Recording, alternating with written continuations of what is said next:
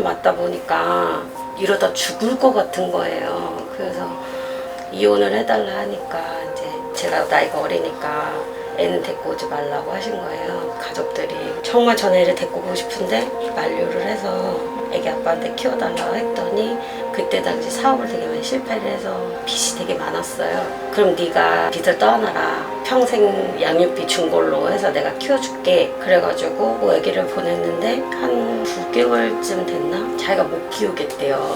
그러면서 입양을 보낼 건데 해외로 보내겠다는 거예요. 못 찾아오게. 그렇게는 안 되겠는 거예요. 저희 아들이 생긴 게 넷째예요. 네 번째예요.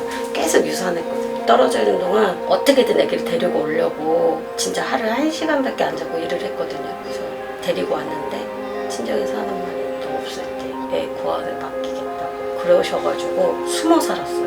한봉 가정 지원센터에서 5년 살다가 나와서 따로 살다가 잘 이제 돈도 벌고 막 그러다가 이제 제가 사기당하면서 돈이 없어지니까 살 곳이 없더라고요.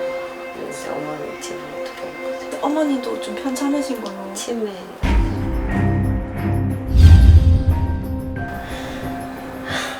데리고 왔는데 애가 배가 이렇게 나와 있고 손발이 살짝 말라 있는 거예요. 동네 떼과로 갔어요. 피 검사를 하고 뭐 일주일 정도 걸리자 딱 병원을 갔는데 분위기가 샤한 거예요. 의사 선생님이 저를 이렇게 쳐다보더니 아동학대로 경찰을 부르겠다고 하시는 거예요. 그래서 제가 왜 그러냐 그랬더니 100몇 가지의 질병이 나온 거예요. 지하에서 가다 놓고 우유랑 빵을 갖다 놓고 가니까 애기가 뭐 33개월밖에 안 됐으니까 똥 싸서 자기가 먹기도 하고 그랬었나 봐요.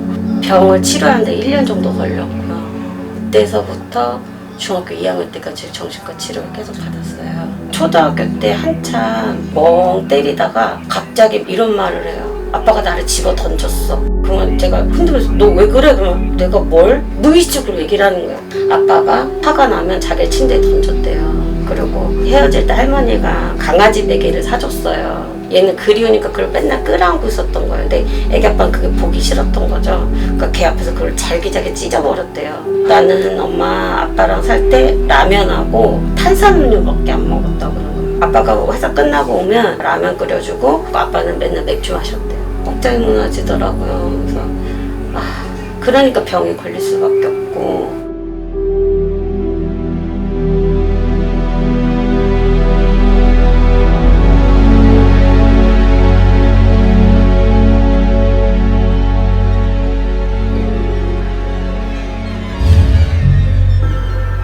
맨 처음에는 그냥 애 데리고 와서 사는 것만 해도 감사했거든요. 근데 6살 때였나? 이제 손이 찢어졌어요. 병원을 갔더니 제가 친권이 없다고 수술이 안 된대요. 동의서에 사인이 이미 안 된대요.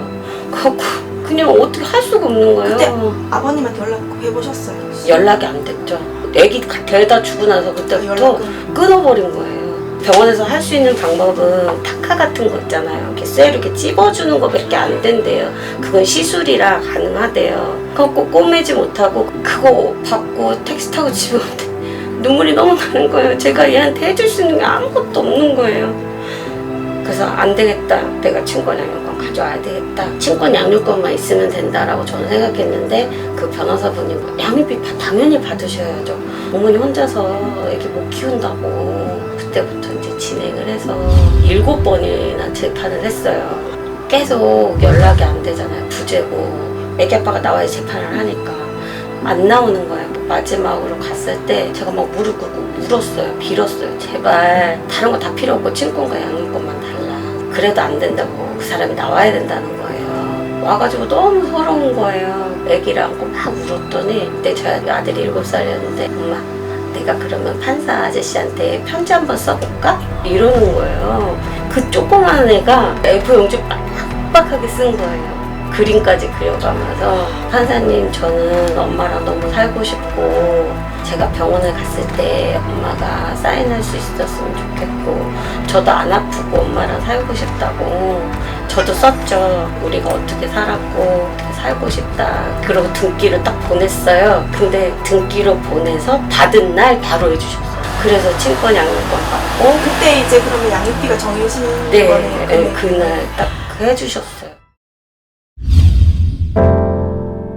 저희 아들이 존재감이 없다고 생각을 해요. 나는 이 세상에 없어도 되는 그런 게 왜냐면 아빠가 한 번도 연락도 없고 본 적이 없어요. 근데 더 화가 나는 건 뭐냐면 제가 이 소송할 때 저희 아들이 3학년이었거든요. 그때 변호사가 신랑하고 연락이 된 거예요. 양육비 밀린 거 안 줘도 되고 다 안 돼도 되는데 한 달에 한 번만 아기를 봐달라. 아빠를 봐야 될 거 아니에요. 자기를 태어나게 해준 사람이잖아요.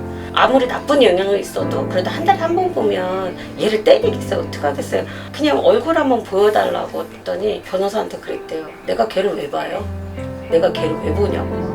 정색을 하고 난리를 치더래요. 근데 그 감액받을 때 애기 아빠가 판사 앞에서 펑펑 울더래요. 보고 싶어서 미쳐 돌아버리는 줄 알았다. 걔 보면 내가 돌아버릴 것 같아서 안 봤다고. 전화할 때는 내가 걔를 왜 봐요? 이렇게 얘기했던 사람이 그 1,000만 원 감액 받으려고 펑펑 울더래요. 그러니까 판사가 알았다고 그래서 1,000만 원 그냥 바로 거기서 저희가 물건을 사다 못 받아서 조정을 한다면 말이 되는데 이건 물건값이 아니잖아요. 애기들 생존권이거든요. 창문 닫혀있거나 이걸 못 견뎌야 해요. 초등학교 때는 수업하다가 나가고 막 그랬거든요. 그리고 규율, 규칙 이런 거 너무 답답해요. 힘들게 키우다 보니까 돈 쪽에 되게 집착을 많이 해요. 자기는 학교 가는 게 무의미하니까 돈을 벌겠다. 그래서 고1 때부터 자퇴를 하겠다. 학교도 안 가고 계속 저랑 옥신각신 하다가 지금 또 다시 또 설득해서 이제 학교 다니고. 제일 제가 두려운 게 뭐냐면요. 인성이 애들이 너무 방치되어 있고요. 얘가 사회 나가서 어떻게 적응할지 모르는 거예요. 입에 달고 사는 게 뭐냐면 우리나라는 돈 있고 강자고 그런 사람들만 살아. 없는 사람은 그냥 밟아도 돼. 이러는 거예요. 그러니까 애기 아빠가 제가 버는 거에 조금만 보태줬으면 제가 막 더 악착같이 돈 벌려고 안 하고 그 애들 인성을 키워줄 수 있단 말이에요. 근데 그만큼 안 주니까 그만큼 제가 떼었어야 되죠. 저희 아들이 하는 말은 외로웠다는 거. 엄마가 나를 방치했잖아. 이렇게 얘기를 하는 거예요. 양육비 안 주는 게 애들 먹고 사는 그것도 있지만 애들 인성이에요. 저는 제일 무서운 게 묻지마 살인이나 애들이 지금 막 사고 쳐도 무감각하잖아요. 정말 이 사람이 양육비만 제대로 줬으면 저희 아들하고 조금 더 시간을 보냈고 얘가 이렇게 외로워하지 않았을 거고 사회에 안 좋은 생각을 좀 덜 하지 않았을까라는 생각이 많이 들어요. 그게 제일 미안해요.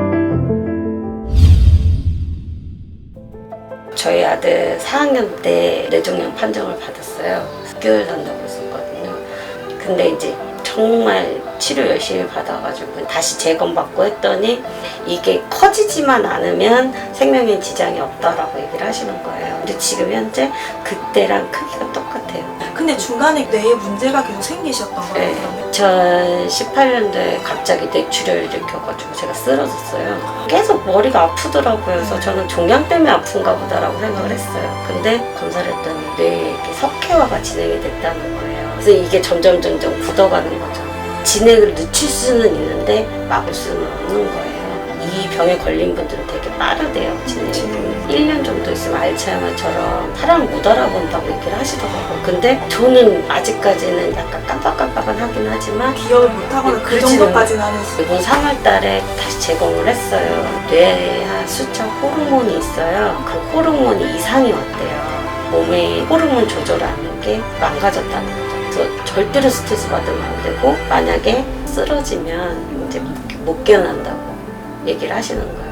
밀린 걸 받으려고 하는 게 제가 몸이 아프다 보니까 투주맘이라고 해서 이제 갔잖아요. 그래서 전 제 2의 투주맘이 되고 싶지 않거든요. 제가 없더라도 저희 아들은 먹고 살아야 되잖아요. 제가 죽으면 그냥 이렇게 줄까요? 애기 엄마 안 줄 거예요. 또 얘기를 했대요. 지금 애기 엄마가 되게 안 좋다. 암도 있고 그래서 죽을 수도 있다. 대답을 없대요. 저는 그 생각을 하는 거예요. 제가 죽으면 안 줘도 되잖아요.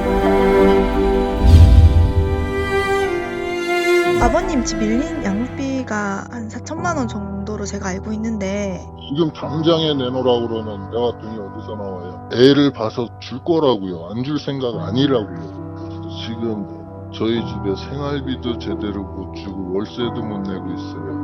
대출금 갚느라고 빠져나가고 카드값 나가느라고 다 나가고 남는 게 없어요.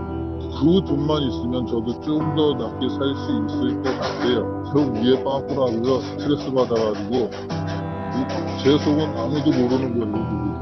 애 엄마도 저한테 무슨 거짓말하고 그러는데 뭐 노중량이 아직까지 살아있고 참 내가 굶어 죽는 한이 있더라도 먼저 줘야 된다 그렇게들 얘기를 하는데 저는 또 반론을 제기하고 싶어요. 내가 굶어 죽었어요. 누가 양육비를 지불을 계속 할 것이냐. 저도 새로운 가정이 생겼고 또 제 자식이 있어요. 저 가정을 부양해야 될 의무가 있고 근데 제 상황이 마음이 없는 게 아니라 상황이 안 좋아요. 애엄마하고 헤어졌을 때도 엄마 전혀 안 찾았어요. 그러면서 잘 놀았어요. 애가 잘 크고 들어오지 말라고 그랬는데 엄마가 온 순간부터 계속 엄마 찾아요. 그게 저는 마음이 아팠어요. 그때 내가 또 보러 가면은 계속 나를 찾을 텐데 그 생각이 저는 먼저 든 거예요.